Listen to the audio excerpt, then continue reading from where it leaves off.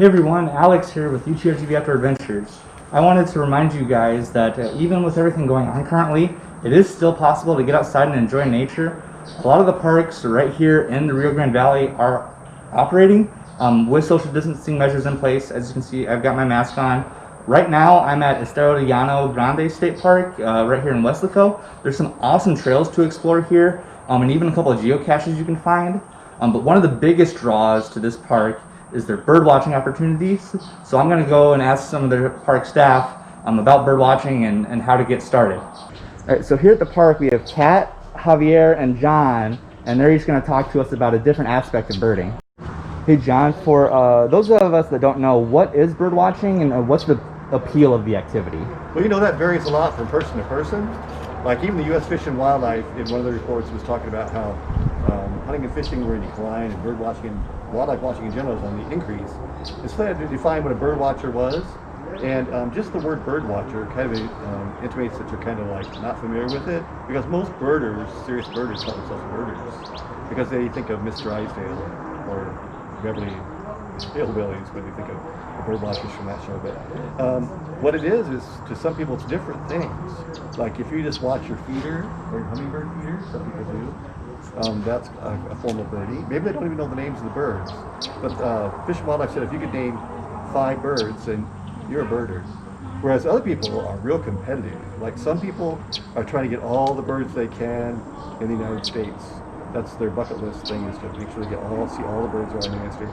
Some people want to see all the birds in all the world, which is like 10,000 birds instead of just 1,000 in the United States. So what you are as a birder is set up by you and what appeals to you.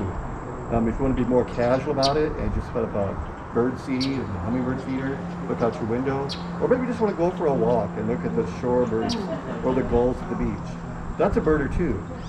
It's not defined so much by any dictionary definition, but by what appeals to you. If you want to put a lot of time into it, you don't even need binoculars, but of course it's a lot more fun with binoculars. You don't need a camera, but it's a lot more fun with a camera. You don't need a scope, but it's a lot more fun with a scope. You don't need to travel, but it's a lot more fun to get African birds after you've seen all the United States birds. So it's up to you and your appeal, how far you want to go with this. Some people like it because it's very cheap. You can bird with zero money, or you can spend as much money as you want. You can spend $50,000 a year just birding if you want to. So it's a wide definition and has wide appeal across a lot of socioeconomic factors. It's wide open to what you want it to be. Hey Kat, so John touched a little bit on the equipment you need, but what else do I need to know, or what are my basics to get started? Well, the cool thing about birding is really you can make it, like John said, kind of as easy, as complicated as you want, and as cheap or as expensive as you want. So what you need to get started is yourself and outside. That's all you got to do. You go outside and you look for birds. Now, as you start to get more comfortable with birding, obviously you're going to want to know what kind of bird am I seeing, right? You start out with looking at maybe colors, like, okay, I see a yellow bird, I see a red bird, I see a black bird. Then you can start to look at if the bird is big or small. Is the bird in the water versus flying through the air versus sitting in a tree or on a fence line? And then you can kind of start getting into more, okay, am I seeing a shorebird? Am I seeing a heron, a hawk? And one of the really cool things, and I think I kind of start with this because this is something everybody has, or most people have anyway. Almost everybody has a cell phone these days, and there's actually really cool apps you can get for birding. So one app that I recommend is the Merlin Bird Id App. And the cool thing about this is you just hit Start Bird ID, you can put in your location, and then it's going to ask you how big the bird was, and it gives you actually a size reference, so you don't have to measure the bird or anything like that. It gives you a color chart, so you can just click on what colors you see, and then it's going to suggest a list of birds that you possibly could have seen based on your location. So then you might be able to figure out just from that app what birds you saw, and then you can add it to a list. Now you can also go out and buy something like this. These are field guides, so these are just lists of all the birds, where they live, what kind they are, etc. These are really good once you start to kind of get to know more birds. You can kind of see their range, what other birds look like them. And here I have one in English y también hay algo en español. Si prefieres español. es una buen guía también. And then, of course, you know what I have here, the binoculars. So in the beginning, I'm gonna put these down.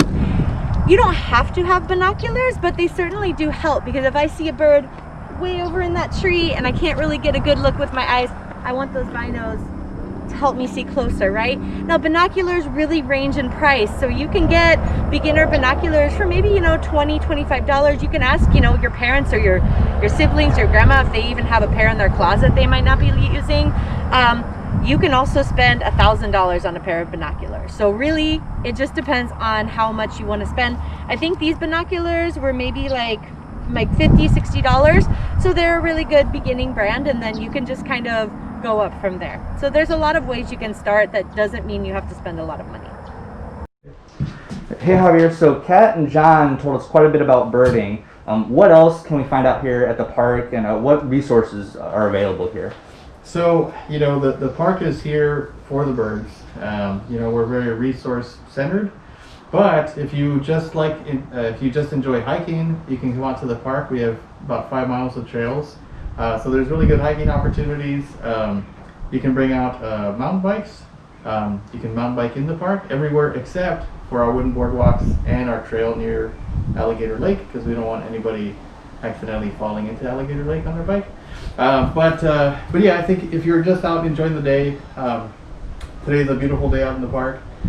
You can do that. If you'd like to look at birds while you're here, if you don't have binoculars, you can come to a building like this. This is our bird blind, where we have an area set up. Sometimes we feed during the year, and you can bring down these little flaps, and you can see the birds, but the birds can't see you.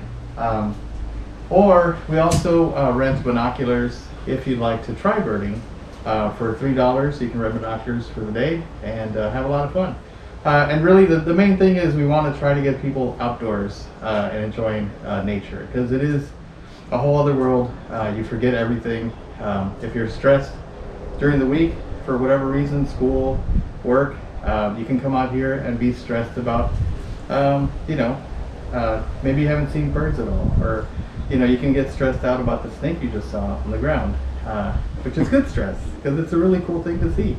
Or you can see a bobcat and everything, you forget everything because you just saw a bobcat hunting across the trail in front of you. So it's a really fun place, and I hope you all can come out. I don't know about you, but that got me real excited to get out and get started bird watching. I wanted to give a big shout out to the park staff for sharing their knowledge with us. I hope you guys take advantage of the amazing opportunities that you can find throughout all the parks here in the valley.